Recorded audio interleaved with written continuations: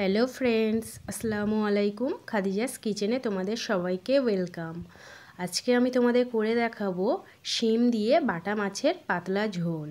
তো দুর্দান্ত স্বাদের এই রেসিপিটি তোমরা একবার বাড়িতে ট্রাই করে দেখো বন্ধুরা। আশা করছি তোমাদের খুবই ভালো লাগবে। তো যদি ভালো লেগে থাকে আমার এই রেসিপিটি, আমার চ্যানেলটিকে সাবস্ক্রাইব করে ভিডিওটাতে লাইক শেয়ার কমেন্ট করে দেওয়ার অনুরোধ রইল। তো চলো দেখে নেওয়া যাক। প্রথমে আমি 4টে বাটা মাছ ভালো করে কেটে ধুয়ে পরিষ্কার করে নিয়ে চলে এসেছি। এবার আমি ওর মধ্যে পরিমাণ মতো নুন আর 1 চামচ হলুদ ভালো করে মাছের গায়ে মাখিয়ে নেব। নুন আর হলুদটা মাছের গায়ে খুব ভালোভাবে মাখিয়ে নেব। মাখানো হয়ে গেছে, এবার আমি মাছগুলোকে ভেজে নেব। তো গ্যাসের মধ্যে আমি কড়াই বসিয়ে দিয়েছি, তার মধ্যে আমি হাফ কাপ সরষের তেল খুব ভালোভাবে গরম করে নিয়ে মাছগুলো একটা একটা করে আমি ভেজে নেব। এবার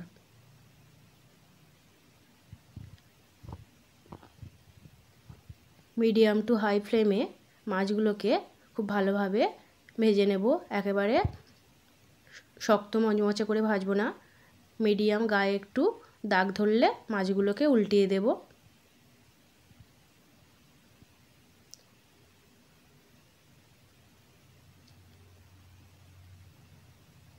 মাছগুলো আমার উল্টে দেওয়া হয়ে গেছে, দু সাইডই খুব ভালোভাবে আমার ভাজা হয়ে গেছে। এবার আমি মাছগুলোকে তুলে নেব। এবার ওই তেলের মধ্যে আমি আলু আর শিমগুলোকেও একটু লাল লাল করে ভেজে নেব। প্রথমে আমি আলুটা দিয়ে দিয়েছি, এবার আমি ওর মধ্যে শিমটাও দিয়ে দেব। হাই ফ্লেমে আমি সামান্য একটু শিম আর আলুর গায়ে দাগ ধরলে তুলে নেব। ভাজা আমার হয়ে গেছে, শিম আর আলুগুলোকে আমি একটা বোলের মধ্যে তুলে নেব।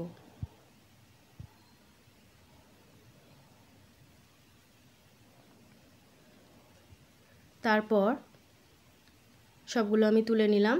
এরপর আমি ওই তেলের মধ্যে দিয়ে দেব হাফ চামচ কালো জিরে আর 2টো কাঁচা লঙ্কার ফোড়ন।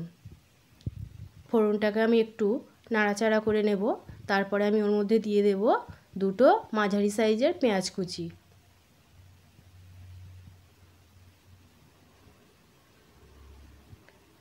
পেঁয়াজটাকেও আমি হাই ফ্লেমে হালকা বাদামি লাল করে নেব।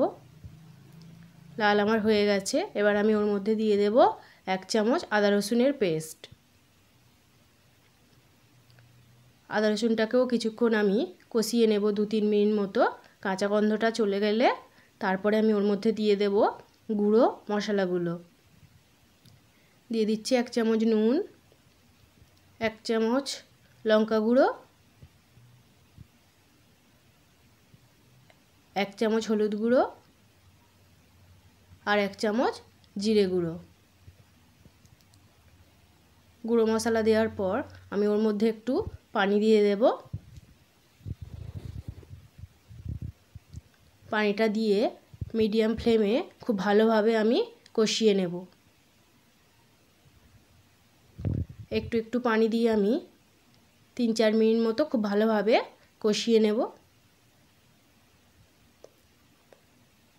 মশলার দিয়ে যখন একটু সেন্ট বেরোবে তখন আমি ওর মধ্যে দিয়ে দেব একটা টমেটো টুকরো করে কেটে রেখেছিলাম, সেটা আমি দিয়ে দিলাম। টমেটোটা সবার শেষে আমি অ্যাড করলাম যাতে গলে না যায় সবজির মধ্যে। টমেটোটা থাকলে খুব ভালো লাগে খেতে। টমেটোটা দিয়ে কিছুক্ষণ কষিয়ে নেওয়ার পর এবার আমি ওর মধ্যে দিয়ে দেব ভেজে রাখা শিম আর আলুটা। শিম আর আলুটা মশলার মধ্যে খুব ভালোভাবে মিশিয়ে নেব আমি।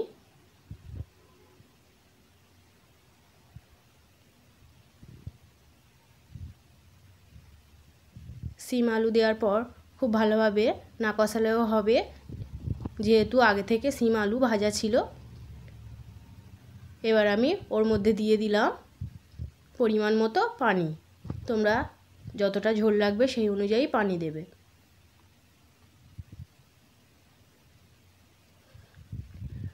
পানিটা দেওয়ার পর ঢাকা দিয়ে আমি মিডিয়াম ফ্লেমে সিম আর আলুটাকে সেদ্ধ করে নেব। তো প্রায় 6-7 মিনিট পর আমি ঢাকনা খুলেছি। দেখো বন্ধুরা, ঝোল আমার একটু মরে গেছে, আর সিম ও আলু দেখেই মনে হচ্ছে খুব ভালোভাবে সেদ্ধ হয়ে গেছে। এবার আমি ওর মধ্যে দিয়ে দেব ভেজে রাখা মাছগুলো। ভেজে রাখা বাটা মাছগুলো আমি একটা একটা করে তরকারিতে দিয়ে দিলাম।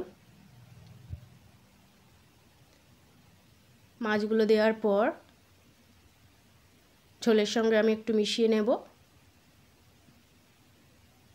এবার আমি উপর থেকে ধনেপাতা কুচি দিয়ে ঢাকা দিয়ে আরও 2 মিনিট মতো ফুটিয়ে নেব। 2 মিনিট পর আমি ঢাকনা খুলেছি। দেখো বন্ধুরা, সিম আলু মাছের পাতলা ঝোল আমার রেডি হয়ে গেছে। গরম ভাতের সাথে জাস্ট অসাধারণ লাগবে। তোমরা একবার এইভাবে ট্রাই করে দেখো বন্ধুরা। আমি ঠিক এই রকম পরিমাণে একটু ঝোল রাখবো, তাই আমি গ্যাসের ফ্লেমটা অফ করে দিলাম। তো আমার এই রেসিপিটি যদি ভালো লেগে থাকে আমার চ্যানেলটিকে সাবস্ক্রাইব করে দিও, আর ভিডিওটাতে লাইক শেয়ার কমেন্ট করে দিও। আমি সার্ভ করে দিয়েছি।